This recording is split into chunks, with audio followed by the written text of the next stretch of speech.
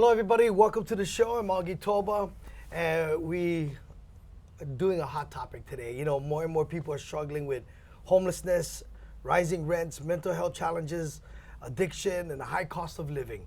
Service providers are seeing kupuna, working individuals and families falling into homelessness. These issues affect everybody in the community. Residents want safe, clean neighborhoods, while many people living on the streets are facing trauma, illness, financial hardships, or isolation. Today, we talk about what the city is doing and how we are using outreach and law enforcement, how we're working together, and what solutions move individuals from crisis towards stability. So Malia, would you like to introduce our guest today? Sure. Well, thanks for letting me jump on the set. Yes. Dragged here. But I'd like to, first I'd like to introduce Roy Miyahira. He's the Director of Homeless Solutions with the Department of Community Services for the city. And if you watch the testimony at the City Council, you'll see him often. And then Acting Sergeant Roland Pagan, who is with the Community Policing Team with the Honolulu Police Department, and he's also a corporal. Okay, let's start with you, Roy, and then Malia. We'll go back and forth. How's that? Yeah, right. anybody, if the discussion gets like kind of cool, and then we can go off script. It's okay. I like the fact that we have 25 minutes to just talk story on something that's, when I'm walking around in my community, that's the number one issue, homelessness. So Roy, homeless continues to be one of the biggest concerns we hear from residents across Oahu. What are you seeing right now, and why do you think homelessness has become more visible and more complex in Hawaii? Well, thank you for having me, Councilmember Tulba. It's a great question, only because it is the most visible type of topic or social issue, I think not only here in Hawaii, but probably in the United States, if not globally. And let me speak about that for a moment. If you look at visibility and how much we see, you look at the numbers that we got recently, maybe 2 years ago at a point in time count, that there were over 4,500 people that were mentioned to be homeless. That's about less than 1% of our population in the state. Less than 1%, yet it gets the most, probably maybe the most exposure, talk about through town halls and neighborhood boards. It's always going to be on people's mind because there's always someone that's walking by that you notice that is in full need. But it is a very complex situation for most people. I think most people just don't know that there are underlying reasons why folks are homeless. It could be behavioral health that people just can't detect. It could be a medical type of concern. It could be more the common type of items like family instability, financial hardship, all those things we all know about. Yet it's a very complex problem that we're all trying to fix at once. But on the front of trying to address it, you see some strong coordination between the state and the city recently. Since I've been here, I'm just kind of just catching up with what's going on, but really just holding on to the momentum that's been kind of developed in the last 2 years, and that service providers, city and government agencies are working together in order to find good spots, good places for people who are experiencing homelessness right now. So you said 1%, 4,500. When you hear that number and you say, oh, it's 1% of the population, so why can't we fix this 1% problem in our city and our state? It's less than 1%, but yeah, it gets the most publicity, right. Only because it is so complex. You just need a number of people working together, whether it's professionals when it comes down to medical doctors, psychiatrists, psychologists from the top end, to programs that have to kind of meet the different types of needs that we have with homelessness. Again, mental illness, substance use disorders, just a normal type of emergency shelters, transitional shelters. There's so much that we have to try to address. You have to build the programs and infrastructure around it first, and then have the professionals that are working there. That's the reason why I like doing these interviews and getting it out to the public, because I believe there are a bunch of people out there that's watching that might have the solution, or maybe the heart to want to, help us engage in the 4,500, the last point in count. Could be more, but engage in helping, our homeless residents. True. So when we're out in our community doing our walk the blocks in Waipahu or Eva, your team comes along, the community policing team comes along, and most people, I'd never heard of the community policing team before, or at least not referred to like that before, but maybe you can share what is the community policing team and what do you do? Thank you. Again, thank you for having us. I did want to just start off with my comments and not Yeah. HPD's comments. Okay, yeah. Shall we do the disclaimer? Anything said by Sergeant Will Corporal be used Pagan, against you. Yeah, yeah, it's not the reflection of the city and county of Honolulu or the Honolulu Police Department. Right. Okay. It's my observations based on the years of experience. Okay. But yeah, so the community policing team, our original role was to organize neighborhood security watches and work with businesses with some of the issues. We are supporting patrol. So we support patrol in the areas where something may take a little longer for them to handle, so they give it to us where we can actually concentrate on the things. Our role has evolved over the years. We do a lot of mentoring with the kids now. We do a lot of presentations, bullying, vaping, anti-bullying, cyber, internet security, safety, as well as with our kupuna in our community. So that's our main goal.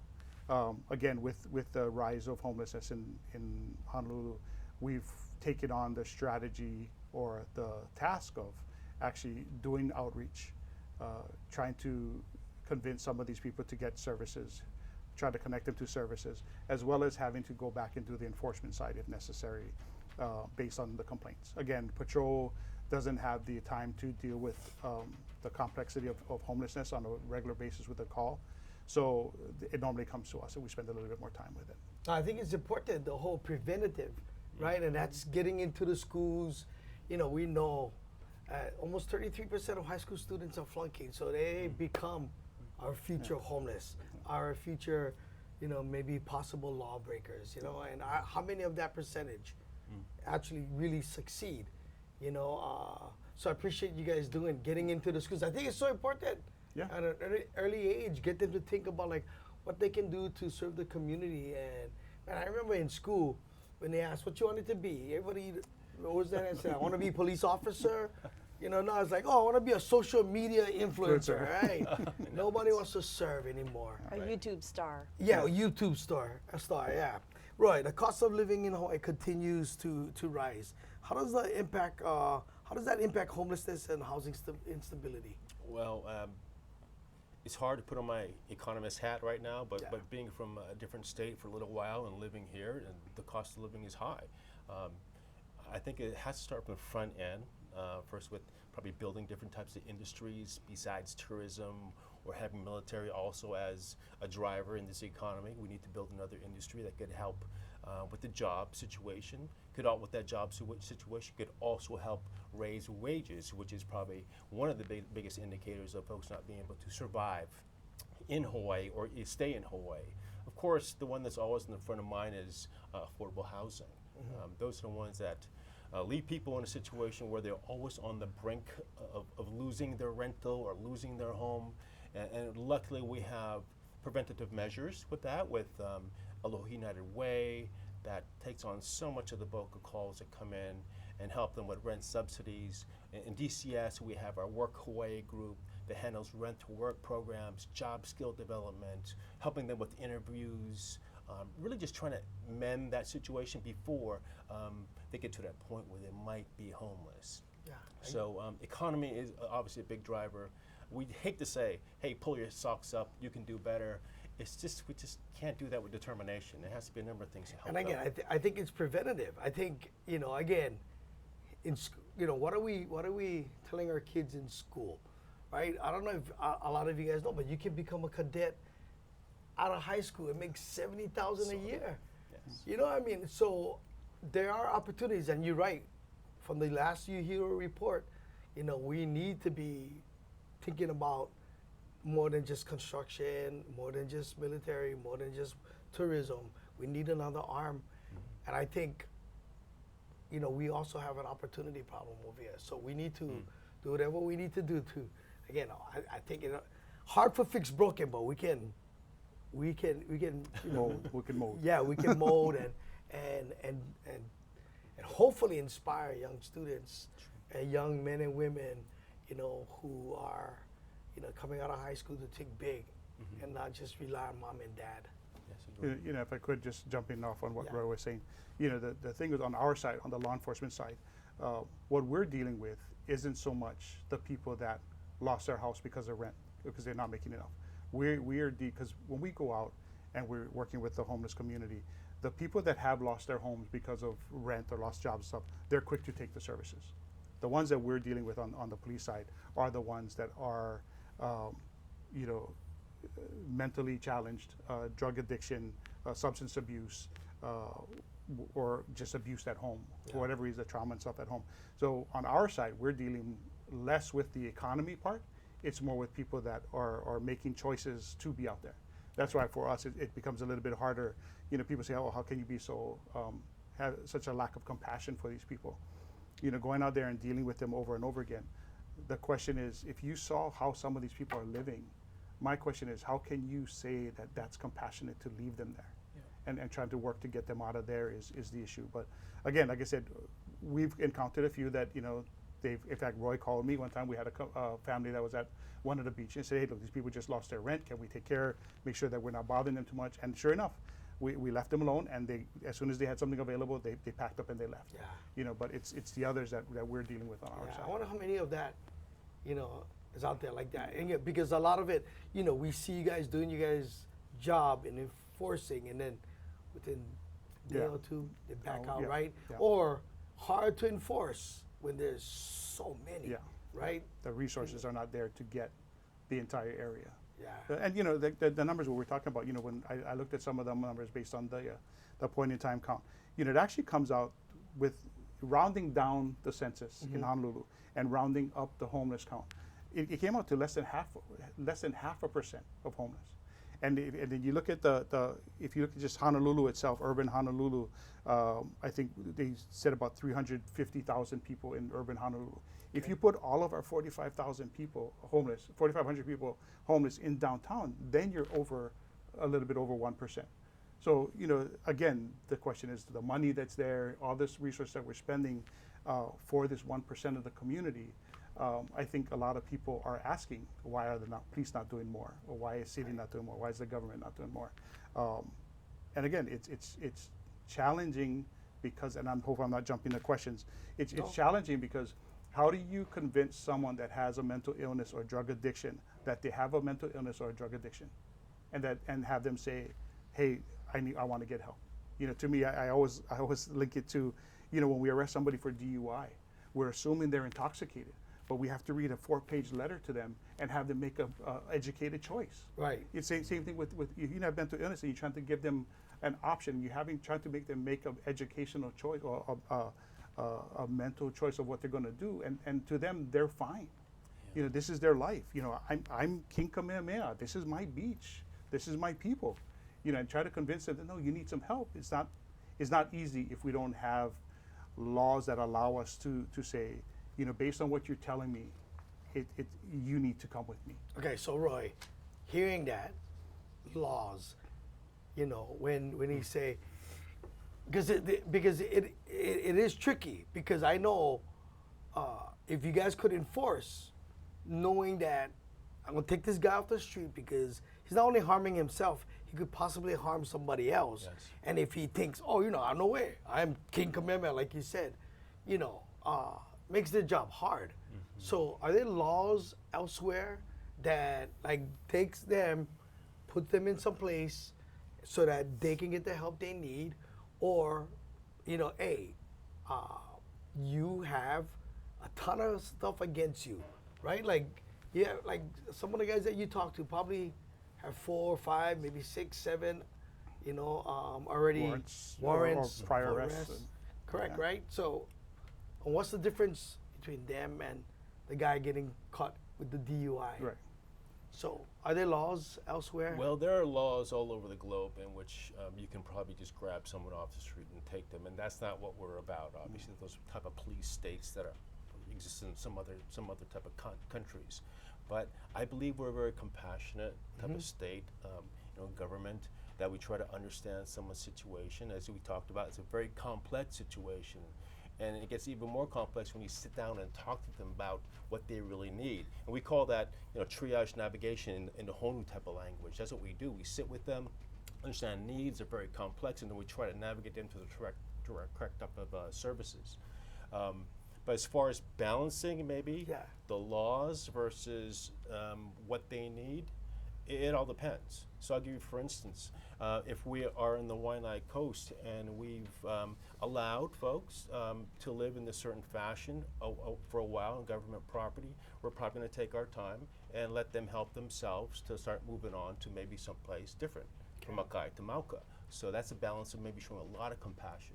But when it comes down to, I think, a situation where they're in a lagoon or a waterway and they start building a bigger encampment, and there becomes an environmental issue, a public safety issue, a safety issue for themselves, then the balance shifts where we have to remove them as soon as possible. At the same time, still being compassionate. Right. But So I'm we gonna be have to go. devil's advocate. Yeah. I'm gonna be devil's advocate. And, you know, so we have undeveloped parklands, obviously owned by the city and county. These guys are in or, you know, building their encampments. Is there not a possibility of us getting a lawsuit if they get hurt on city and county property?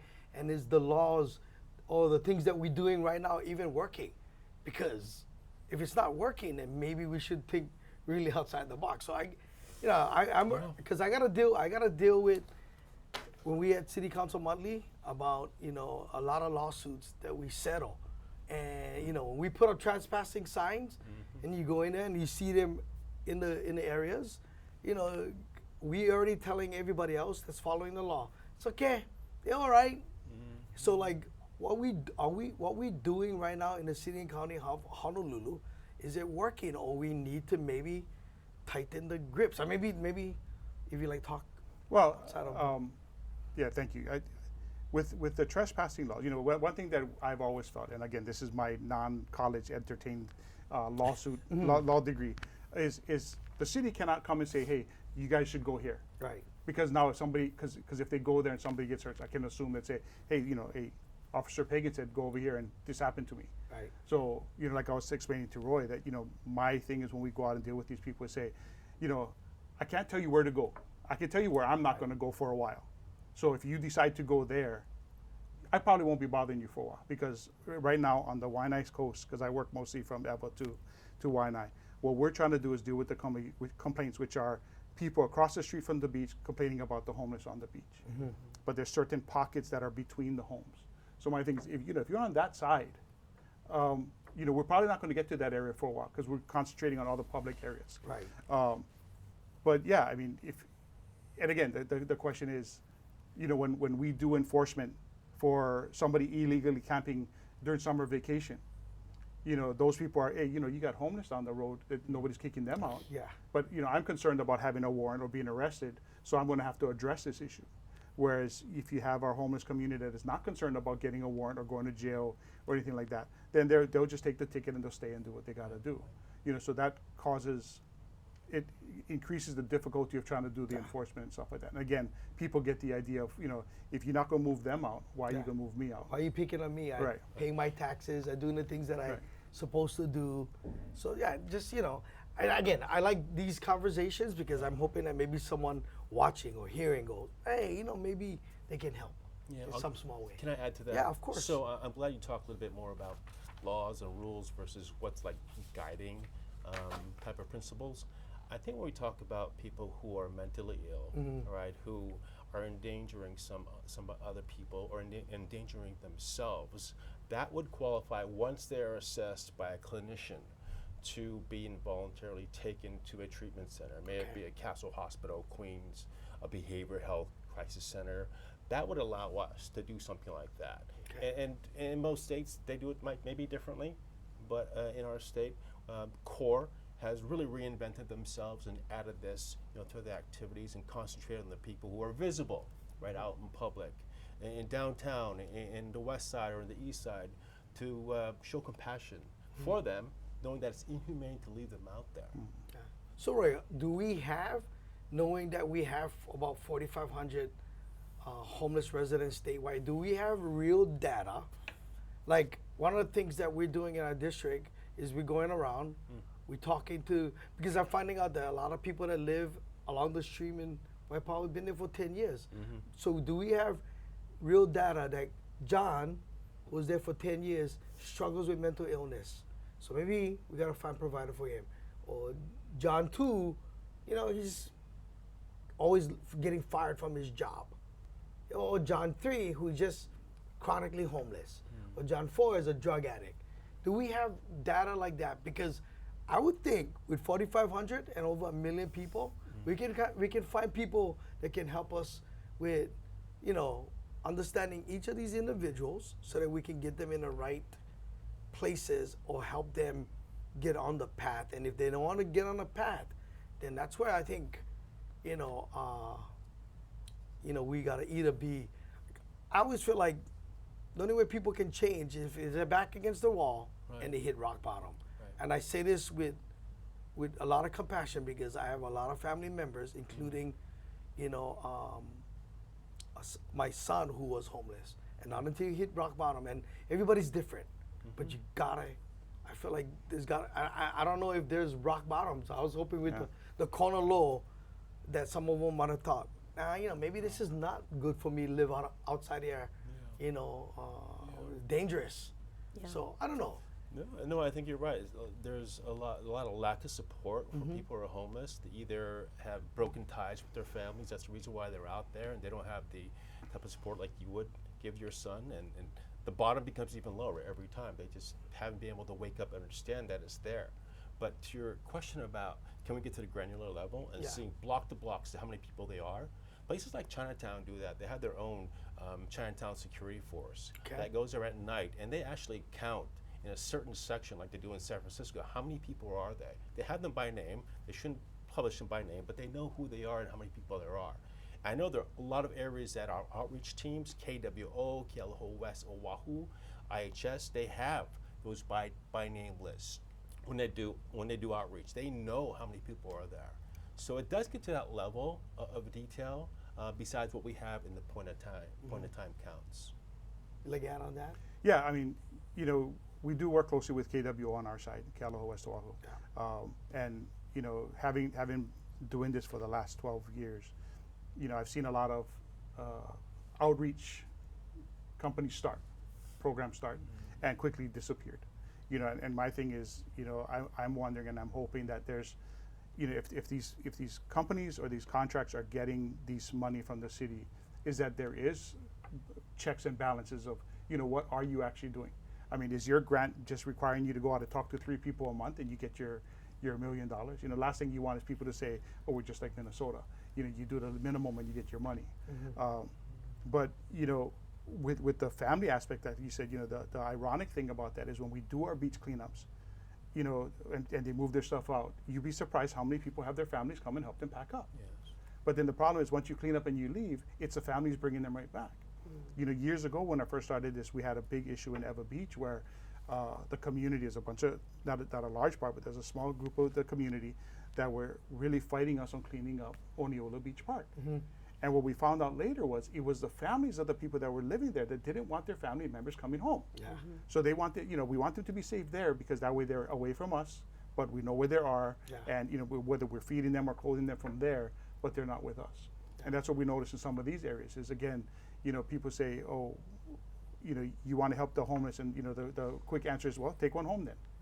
You know, but you know, again, you know, you talk to people with families and stuff. You say, oh, what are you guys doing? Well, you know, this is your family member. What are you doing? You know, where's the community responsibility? I talked to another guy just last week. He was at a park in Ewa Beach, and I asked him, I said, why are you here? Because his parents live right around the corner. I said, why are you not with them? He said, oh, because I don't want to inconvenience them. I said, but you're okay inconveniencing the rest of the community. You know, you're across from the school where you know, it's a park where the kids play baseball all day long after school, but you're okay with that. But we're not okay with keeping them in our home and doing what we got to do. So, you know, it's difficult because even with the treatment part, you know, the treatment, you know, if you get somebody into treatment, and we've seen this often, you know, you get them into treatment, they're fine while they're there. You send them out, say, okay, keep coming back to get your medication. And the first thing they do once they don't get their medication is they're right back where they were. Because there's not the follow-up services. You know, so like you were talking earlier about the churches. You know, having the church adopt a couple of people and say, no, we're going to make sure we get you to your medication appointment or get you out there and stuff or like just, that. you know, be with them, keep them accountable. You know, I get it is complex, but man, I feel like in my heart it's solvable. You know what I mean? If and by the way, my son is doing amazing. You know, and I'm very thankful to God that he, he got him back on the right path. And he's doing amazing. But you know, part of it is I feel like, you know, there's so much lawlessness. I sat with a community in Oahu, and it basically said, hey, just give us this land so, you know, we can take care of them. And I'm going, nah, I don't want even land. You know, like, or the other excuse was, no, people in the community come into rubbish. Okay, so I'm gonna bring them bin. We're not gonna help clean because I'm tired of the cleaning areas, and you guys come back and you dirty them. You go clean them. So again, you know, I think they either figured things out, I know how to work the system, and maybe Roy, what Corporal was saying, they're startups that come in, do only minimum, leave, and they think, this is never gonna change. Yeah. And they continue to be lawless, and they continue to be doing the same thing that they're doing. I know we only get a minute left, guys. What? He's got to talk about Honu. Yeah, talk about Honu. All right, I'm gonna. We're gonna have to do 2 for 2. I know we're gonna have to do. Well, let him explain. Let him explain Honu. It doesn't have to be a plug for Honu, but Honu is the Department of Community Services. Sorry, Roy. But that's okay. As most folks know, Honu is like part of our efforts to connect people from the street or from the mountain to some type of service, some type of treatment. And it starts really with kind of, again, I talked about this before, like triage navigation type of system and understanding where they're at and what they need, and then kind of connecting them to those type of services, whether it be medical, behavioral, it could just be recovering your documents that you might need, having some housing opportunities, some job type of skills that they might need. It's all about that, and it has to start there. And compared to most places that I surveyed across the nation, we have a 60% rate of people moving from Honu to the next placement of shelters. It's a really success there. Okay, here's what we're gonna do. We're gonna come back for part 2, okay? Because I think this is such a great topic, and I think it's on the minds of a lot of people. So thanks for watching this segment, but we're gonna come back. We're gonna have the same clothing, and we're gonna do part 2 of Augie in the community. Just made it. So Dave, That clock is over here. We're gonna if have it's to remember okay, what we Dave, wore. David.